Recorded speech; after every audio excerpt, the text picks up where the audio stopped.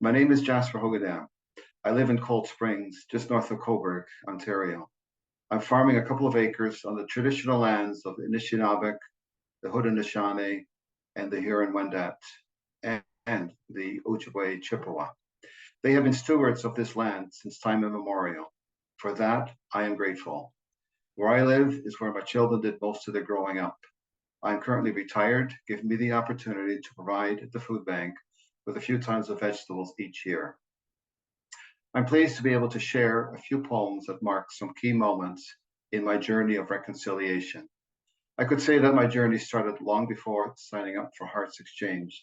I think this is true for most, if not all, people who participate in Hearts Exchanged. This first poem came to me one day. I heard a report on the discovery of unmarked graves at the former Kamloops Indian Residential School. This was followed by a second report of unmarked graves at another residential school. A few days later, I was driving down Kingston Road to make a delivery of vegetables into downtown Toronto.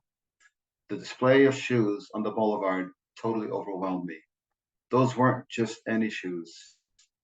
Those shoes represented children the same age as my 5-year-old granddaughter. But let me share this poem. I weep.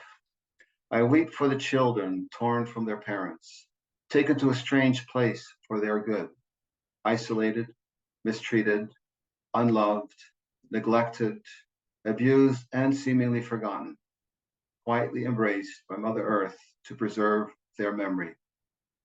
I weep at the suffering and the loss of life, young children buried in shallow graves dug by other young children, hearing the shallow sound bites as the horror is being laid bare, lip service apologies while entrenched in one's place of white privilege.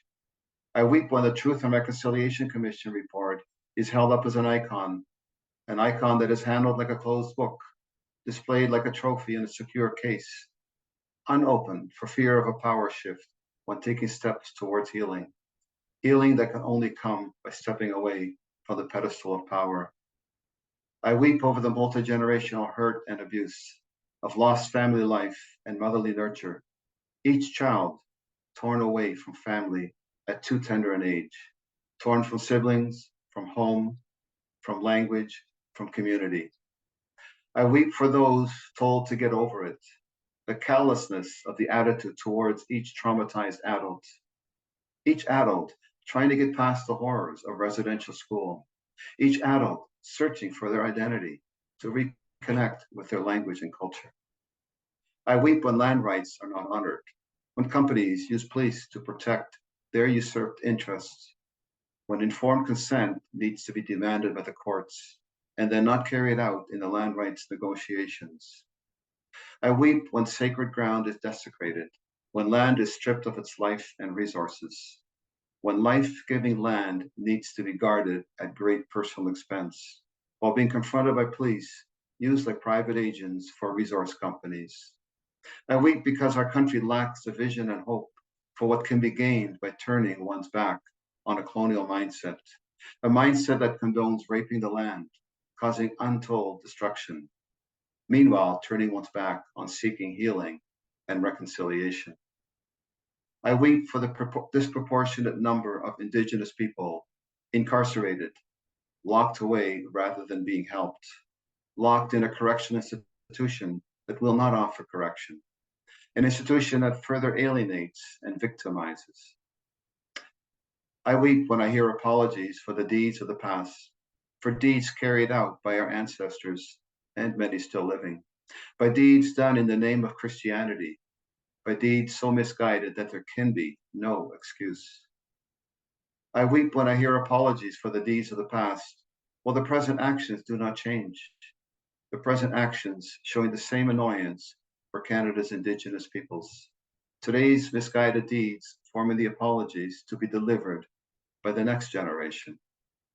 I weep at the lack of will to change, unwilling to ease the reins of power, unwilling to concede our place of white privilege, the arrogance of a colonial mindset. Weeping will continue to the end of this day. Weeping will continue into the darkness of the night. Joy will come when a new day dawns, when each Canadian can truly embrace every person as a valued citizen, Joy will come when those of privilege enact change, when people of privilege stand alongside Aboriginal Canadians, when the mindset of power becomes one of heartfelt sharing, when people with power recognize that healing is the only way forward. Joy will come when each Canadian is valued equally as a citizen in a country that can be great and a light to the world, a country of peace, healing, and hope for the future, a country that has the potential to choose a path of justice for all. Joy will come when we realize that white privilege is alive and unwell, when we truly become a merit-based society, when we truly give equal opportunity, when we truly love our neighbor as ourselves. I find it difficult to read this poem. At times, I just take a deep breath, and relax. It was Psalm 30, verse 5, that gave me a sense of where to find hope in this trauma. Weeping may endure for the night, but joy comes in the morning. I would say that my Kingston Road experience was a pivotal event that compelled me to embark on the Hearts Exchange journey a couple years later. I recall specific moments in my journey, situations that provide a nudge, or maybe a bit more than a nudge. And here's a nudge for 5 years before joining Hearts Exchange. One summer, I cycled across Turtle Island from White Rock, BC to St. John's, Newfoundland. I use the name Turtle Island because every evening, fellow cyclists shared a land acknowledgement of the nation on whose traditional territory we were pitching our tents. The land acknowledgement primed me to share this. I titled it Aboriginal Blessing. Traditional and unceded territories, being the long-term stewards, First Nations people who lived here, never claiming ownership. Traditional and unceded territories, their land, their own land, but not owned. Their own land, but not claimed. Welcoming migrants to share the land. Traditional and unceded territories, assisting struggling migrants, hospitality from the heart, gradually betrayed. Traditional and unceded territories, their land usurped by migrants. No reservation about stripping the resources, making reservations for Aboriginals.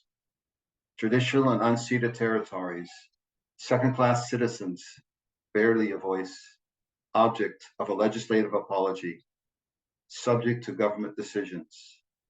An Aboriginal blessing bestowed on us as we cycle through varied landscapes, valleys, rivers, meadows, ravines, peaks, a prayer for each person. And each day we honor the nation whose land we cycle through, remembering the history of traditional and unceded territories. When will we return the blessing? How should we return the blessing? An apology can be postured, while a blessing issues from the heart. I should clarify that my use of terms, whether it's Indian, First Nations, Aboriginal, and Indigenous, reflects my gradual awareness of the proper use of these terms. Every time I learn more about Indigenous people's experiences, both past and present, it leaves me with questions. Time and again, I'm confronted by cognitive dissonance. At times, truly overwhelming, my thinking won't settle down till I've found some clarity within the chaos of impressions. Often the clarity shows up as I wake up from a restful night of sleep. It also helps me to sort through the many different emotions I experience working with my Hearts Exchange cohort. Here's one memory that is probably my earliest nudge towards a need for what I later came to learn is reconciliation. So I've titled this one At the Age of 10. The textbook I was given introduced me to Indians, a fascinating people enshrined in Canada's history. The textbook I was given showed me strange housing, a wigwam, a teepee, a longhouse. I memorized these novelties. The textbook I was given introduced me to Indian warriors, war paint and tomahawk, making me fantasize bizarre images. The textbook I was given presented a past culture, presented an idyllic past I surmised as untenable today. One day, biking with my buddy, saw a man standing in an orchard. My buddy called out to me, "Hey, did you see that drunken Indian?" I was confused. My first thought was, what have you got against him? my earliest memory of overt racism. I was dumbfounded. So Indians aren't just museum displays. There are real live Indigenous people. I felt betrayed by the textbook I was given. A new thought has gradually dawned on me. Reconciliation will happen one person at a time, and that's the power of something like Hearts Exchanged. I struggled with the cognitive dissonance of a basic Christ-like principle being shared by Indigenous peoples, and then, well, let me share. This one's entitled Indigenous Hospitality. We are the visitor. We are the stranger, being taken in. As settlers, we were welcomed. As settlers, we were respected. We were helped. We were cared for through Indigenous hospitality. As settlers, we overstayed our welcome. We gradually took over the house.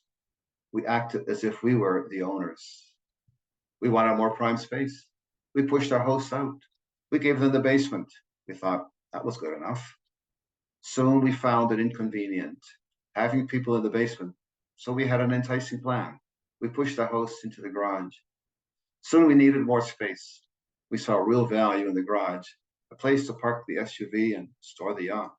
So we offered our hosts a garden shed. Step by step, we pushed them away. Step by step, we inserted ourselves. And then we decided to teach them Christian values, Christian hospitality, Christian virtues of sharing. We have isolated our hosts. We have deprived them of opportunity. We have marginalized them. And then we express our exasperation. They always have their hands out. They always want more. The Indigenous people led by example. They practice hospitality. They live the Christian principles. As settlers, we have been blind. How long before we honor our hosts? When will we appreciate their patience? When will we honor them as people? When will we regard them not as subjugated, not as conquered, not as lacking moral fortitude, not as lacking proper ethics, not as the inconvenient other?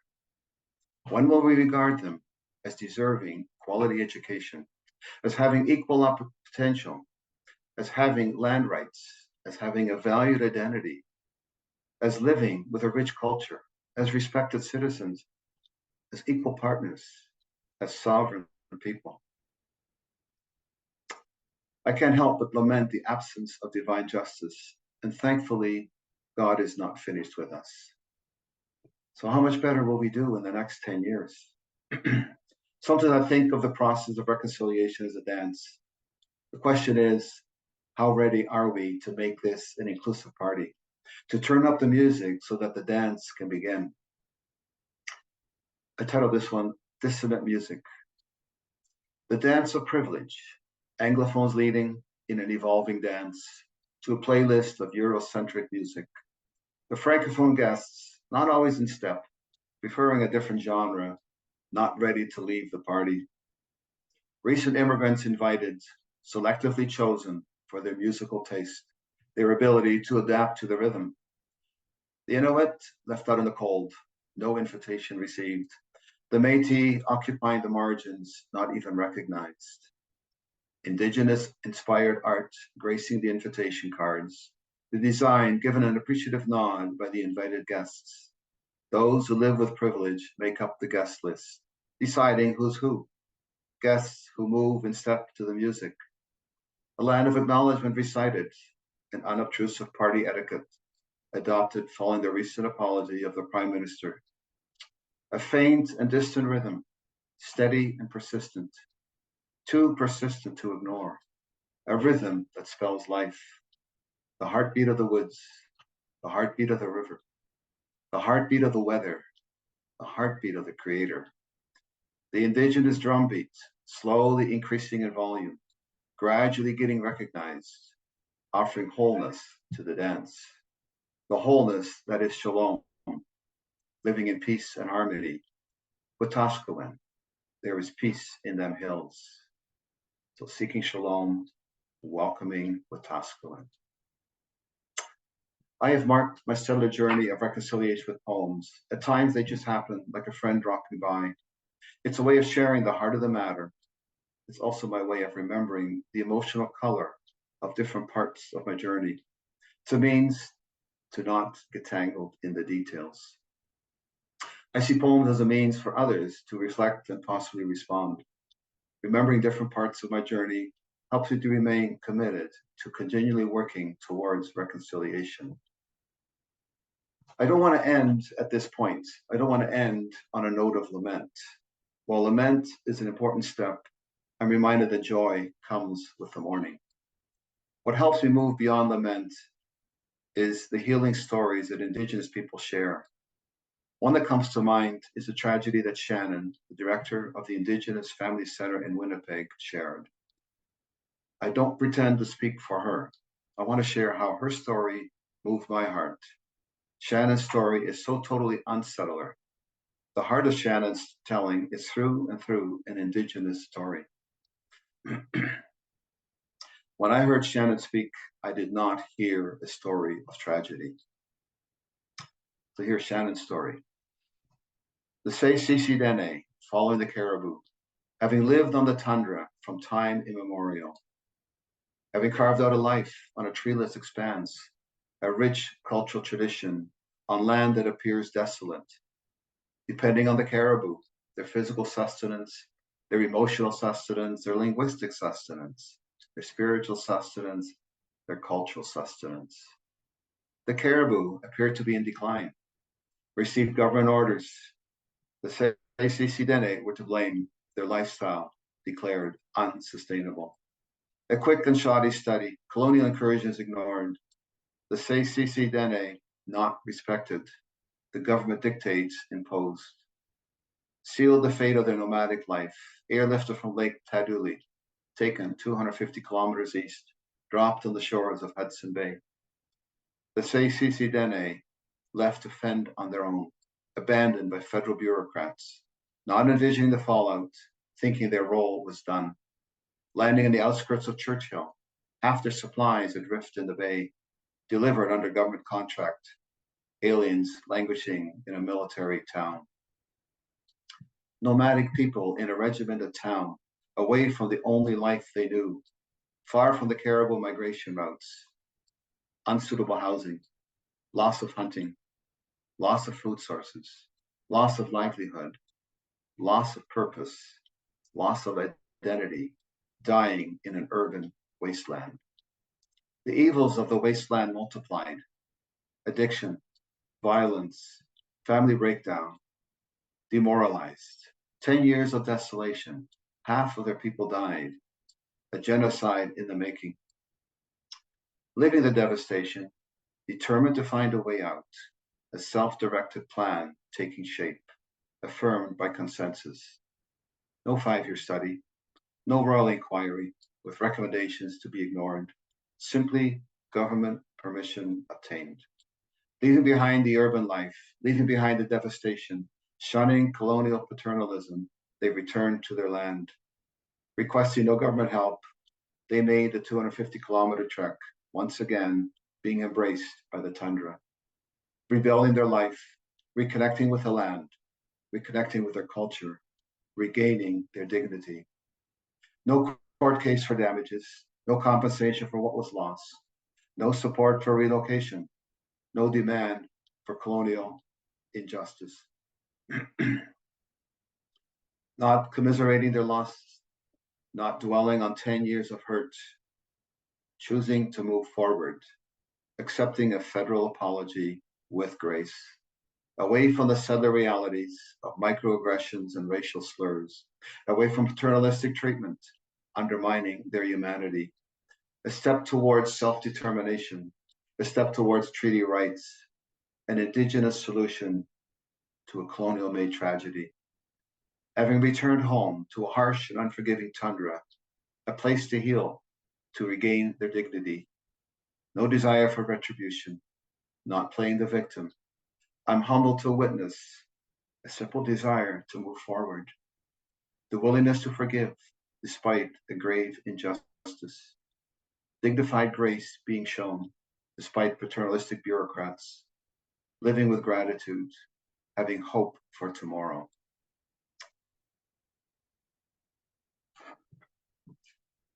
The Hearts Exchange program has allowed me to deepen relationships with Indigenous people within my cohort and outside my cohort.